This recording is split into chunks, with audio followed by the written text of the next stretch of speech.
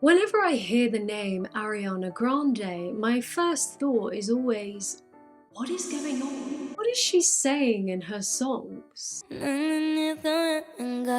ethnicity is she supposed to be this week? Why is she licking a donut without buying it? But nothing tops her most recent scandal, which I never thought I'd say this in my life.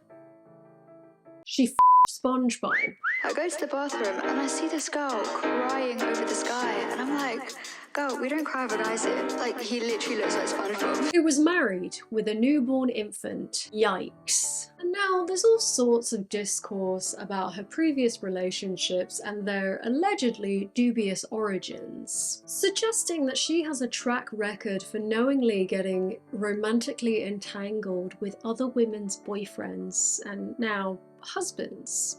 Allegedly. Now, before the Ariana stans come for me, I'm just merely repeating what's being said. I don't know what did or didn't happen because I'm not any of the people involved. And I'm not interested in joining in on the dog pile. What I am interested in is the discourse around this. The thing that stuck with me among all the mess was something that the wife of Ethan Slater, Ariana Grande's co-star in Wicked, said about the situation. She described Ariana Grande as not a girl's girl.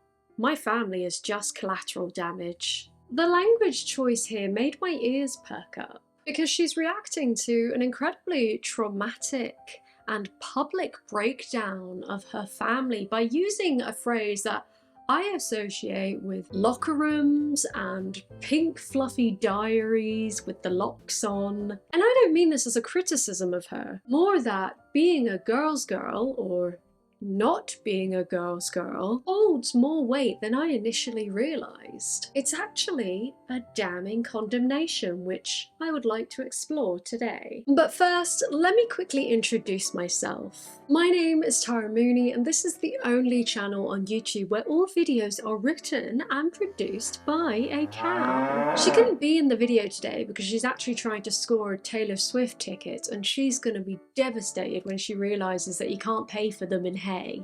But if you like and subscribe, she might appear in the next video. And I will be making two announcements in this video.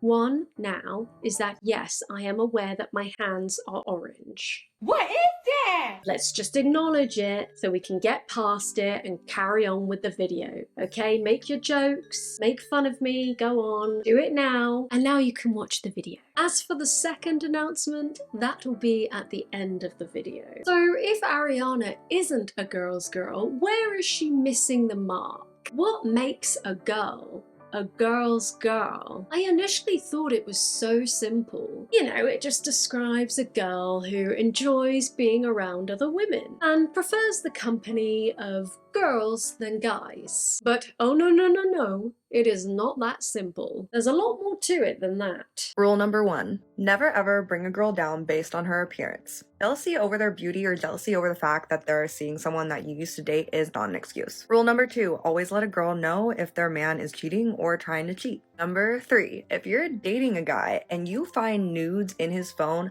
of someone that he no longer has contact with, like has cut out of their life, like an ex, you delete those nudes because that girl no longer gives that person consent to have those photos. And last but not least, hype up all the women in your life. Empower them, support them, because us girls need to stick together now more than ever. This all seems like good common sense advice for women. I can get behind all this. In summary, it's looking out for fellow womankind, not letting rivalry cause you to lash out at other women. I saw a video of someone trying to explain what a girl's girl is. A girl's girl is someone who doesn't put other girls down in front of men to look cool. A girl who goes and talks to a girl standing alone at a party. A girl who wouldn't post a picture that you look bad in just because they look good. A girl who uses her words to lift you up, not bring you down. A girl who shuts down mean gossip about other girls instead of listening. A girl's girl is the friend you want. So those are two solid definitions. I'm sure we can all agree, so I guess we can end the video now. Thanks for watching. Bye-bye.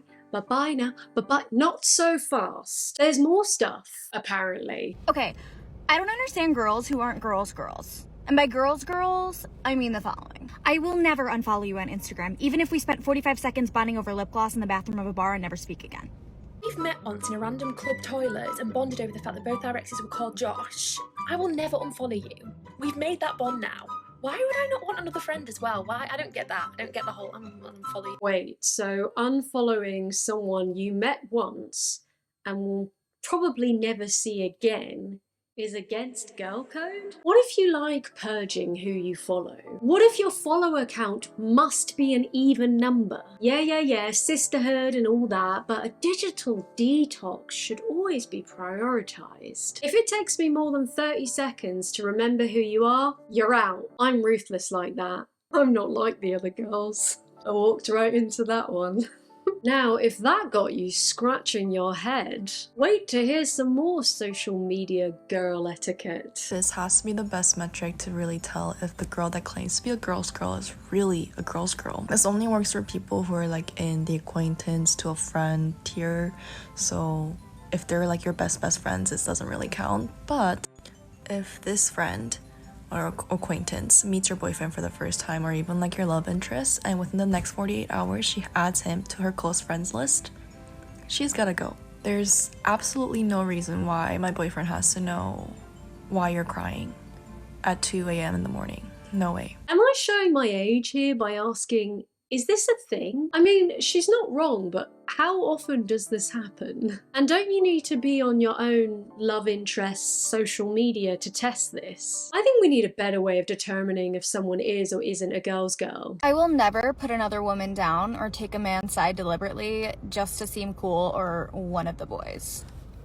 I've got to say, this is a classic case of definition by negation. As in, you decipher what is a girl's girl by defining them by what they wouldn't do. It's kind of a feeling, you know, it's based on vibes. You know it when you see it. So unsurprisingly, there's a fair bit of crossover between the non-girl's girl and the pick-me girl. But I would argue that they don't necessarily have to be a pick-me girl. In fact, it can be a lot more subtle. I was explaining to my boyfriend the other day what a girl's girl is because I used it in a sentence and he was like, what's a girl's girl? The only reason we were even on this topic was because we had just gone out to dinner with this group of people, and I was telling my boyfriend that one of the girls there just didn't sit right with me for some reason. But it was just like whenever she was talking or telling a story, she would direct all of her attention to the guys at the table, especially my boyfriend, to be honest. And it seemed like she was trying to ask all the guys questions and be like super interactive with all the guys, but was not directing like any attention toward the girls or like trying to talk to them at all. And my friend noticed it too. And then whenever I would say something to the group, she would kind of side-eye me and give me like a nasty look. And then she would start talking to her friend and like act like she wasn't listening. And then whenever the guys were like telling a story or saying something, she would start like laughing really loud, laughing at jokes that like weren't really that funny. But she was pretty much just pretending that like every girl there like did not exist. They might not even explicitly say anything to diminish other women, but instead cater their personality and behavior to the men in the room. They don't have to be like just pearly things to not be a girl's girl, you know? Now, as with any gender discourse, you might be wondering, what about the men? Oh, you weren't? Well, anyway, if you have met one of these girls, you might notice that the men around you don't pick up on it because she's nice to them and they enjoy the attention. And the more you try to point it out, the more bitter and envious you come across. And this gets real dicey when someone's gunning for your partner, because you don't want to seem like their crazy, jealous girlfriend. You know what she's up to. So I'm going to deliver a hot take. You ready? It's okay to be angry with the other woman when your boyfriend cheats on you.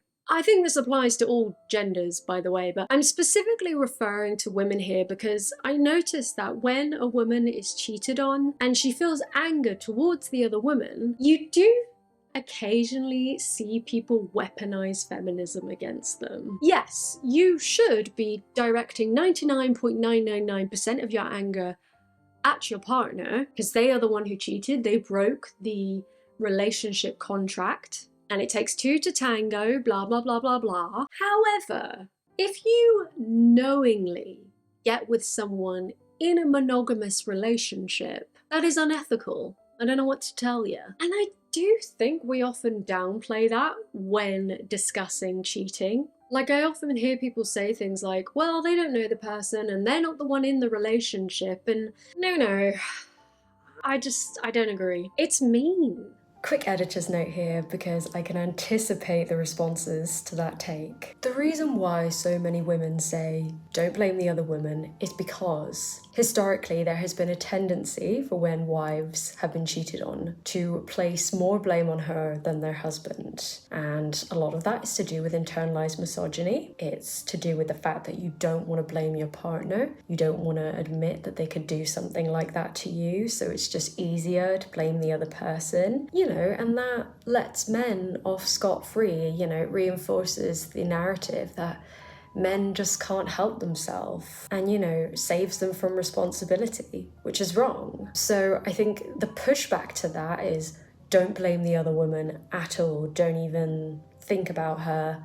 Just blame your man. And while I understand where this comes from, I think this kind of advice ignores human emotion. It ignores empathy and how we operate. I think it's a very individualist way of looking at things. I don't know this person, therefore I have no obligation to them. Hear me out. I'm not defending going after the woman physically or her looks. I just think if someone is expressing anger and needs to vent about the other woman, cut them some slack. And I do think there is this tendency to, when discussing things from a more sort of social, political way, we can police and over-intellectualize human emotion. It's fine to talk about it on an abstract level, to say that when a woman gets cheated on, the reason she might blame the other woman is because of internalized misogyny, blah, blah, blah, blah, blah. But like everyday reality and human reaction doesn't work like that. Like if your friend gets cheated on and she, talks about how she's angry with the other woman, I don't think it would be very helpful to be like, actually, that's not very feminist of you. That's just not how people work. So that's kind of what I'm trying to say. He's married. I know he's married. That makes you the other woman. You're the other woman. I am not the other woman.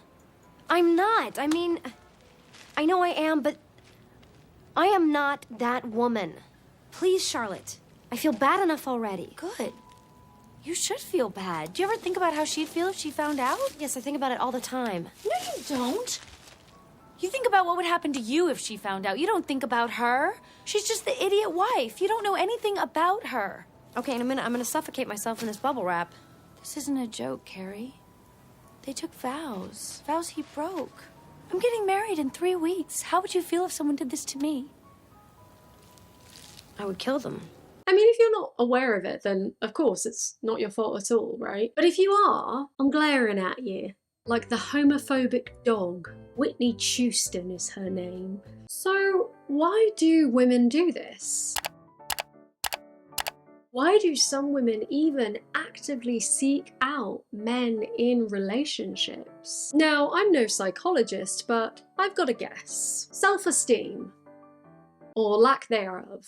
Now, this is a very extreme example, but I came across a creator from a funky frog bait video. It perfectly captures the type of woman who will seek attention from men to make his partner feel bad, like to validate her self-esteem and validate her hotness at the expense of the wife or girlfriend. Kiss or slap? Slap. Slap? Yeah. Oh no! Oh no, he can't do either. None? I do what my wife tells me to do. So if she wasn't here, you would do whatever you want? I would make, not if there was a camera. Oh! Do you want to pound me? What? Like was? No. Sorry. Why not? Married. If you weren't married, would you do it? Yeah, in a heartbeat. So you're married, but if you weren't married, you'd do it in a heartbeat? Well, I would want to get to know you first. Again, I know this is content, this isn't real life. Like, I don't think she's actually trying to have affairs with these random dudes in Home Depot. In some ways, I think this is worse because it's filming people and putting them online and it's sexually harassing people in public. But anyway. Could you take pictures of my quick? Picture of your Yeah. For? Could you be in the picture? Another perfectly good example of not being a girl's girl is actively putting your friend down to seem cute in front of the boys. And I have such a clear example of this. When I was about 15, I had a friend who we were hanging out with, one of our guy friends, and she knew exactly what she was doing. She went to him, who looks better in their school uniform? Knowing exactly what he'd say. Like, I just knew as soon as she said it what she was doing. And I don't think she even fancied him. I think she just needed the validation. It was so weird. We've all met someone like that, and they are not girls' girls. So it's not breaking news when I tell you that sometimes women break their backs in order to appeal to men. Sometimes literally. Imagine being so desirable to a man that he just can't resist you, even though he has a girlfriend or a wife and 3 little tots at home. And listen, I'm aware that life isn't black and white. I'm not saying that if you've ever cheated or been the cheatee, adulterer, other person, that you're automatically a bad person. We all make mistakes, we all learn and grow. You know, we like nuance on this channel. I'm talking about the people that get a real kick out of being the one that they cheat with, who go in with that intention. I've met people like that and they give me the ick. Or worst of all, they do it to a friend. Oof, that is rotten. And obviously I am aware that men do this to each other too, so I'm not saying anything about women doing this more or whatever, just this video is focused on being a girl's girl. Now, I do think there is an interesting discussion to be had about our expectations of women to each other, which we might not have of men. I guess there is the concept of being like a bros for hoes, but I don't know, you don't really hear guys guy or boys boy. But I think that's a different video for another day. So those are the girlies who aren't interested in being girls girls, or they might claim to be, but they don't walk the walk. But might there be valid reasons to not be a girl's girl? Gasp. Is it automatically a good thing? Is girls girling a virtue? Can it, maybe, go too far? Yes. The answer is yes. I will forever and always be a girl's girl to the extent that it might be a little toxic. You cheated on your boyfriend? Good. He probably deserved it. We're fighting over the same guy? Never mind. He's dead to me. I know she's joking, by the way, so please don't come for her. But this is a sentiment that I've seen in a small minority of women, mostly online. If you need me to creep on a dude who has you blocked, I will do that. No questions asked. Holding your friends accountable for their bad actions is part of being a good friend. If they are treating their partner or just anyone badly, call it out. If you are invested in them as a person, you should tell them the truth. To be a girl's girl to the point where you assume that the man is always automatically in the wrong ignores the fact that women, like people, can be awful. Women can be toxic too. Don't let them tell you that you can't, girlies. I do also sympathise and relate to the urge to want to uncritically defend a woman when she's criticised by men. Because women already get so much flack, to put it lightly. I also want to note, in case it wasn't glaringly obvious, that this discourse is very cis-het. That isn't meant to be a pejorative to the het sissies, but more to point out that not everyone thinks of gender in such binary terms. This is girl stuff, ladies. Here's girl rules to avoid girl mishaps. With this in mind, one might ask, is there even a need for girls girls? Why not just be a people's person? And my answer to that is no. Despite what I just said a minute ago, this language is a useful descriptor to communicate the social codes that make women allies rather than enemies. I don't think it even matters if you have more guy friends or girlfriends. It's about how you view other women as a woman, or femme person. You know where the sore points are, so when you see women deliberately push those buttons, oof, she's a wrong'un for that. And that is the end of my thesis. The big announcement is coming in about 5 seconds, but I just want to quickly thank my patrons who keep this channel alive. Okay, so the announcement. As you all know, I have a daughter, Sigrid, sweet Sigrid. She's not here. She's not in most of my videos because she's scared of the microphone. But I now also have a son. Who is that? Oh, my son. Oh gosh, I got lipstick on you. I'm so sorry, Mr. Boy, Mr. Ella. So this is Mr. Ella. He's a rescue. We're not quite sure how old he is. By we, I mean Siggy and I. So the story goes like this. He was dumped on a woman's doorstep and she brought him to the rescue. It's run by a vet and they thought he was a girl. So they named him Ella. Then after a vet visit, they realized he was male.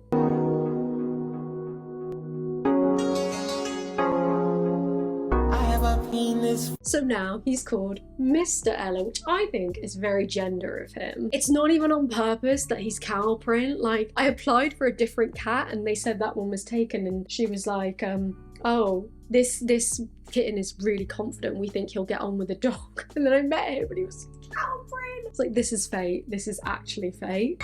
Yes. Oh yeah. What you saying? He's such a funny little guy. He's very mischievous. He's very confident, loves people. And he and Siggy are getting on really well. I'm really proud of her. She's being really patient. You can see he's testing her patience. So that's the little guy. He will be appearing in many a video because unlike Sigrid, he's not scared of the microphone. He's the new member of the gang. You'll be seeing him around. And yeah, that's it. So lots of love from Mr. Ella and I. Say goodbye. Say goodbye, Mr. Ella. Say goodbye. Bye-bye. Bye-bye now. Bye-bye. Bye-bye now.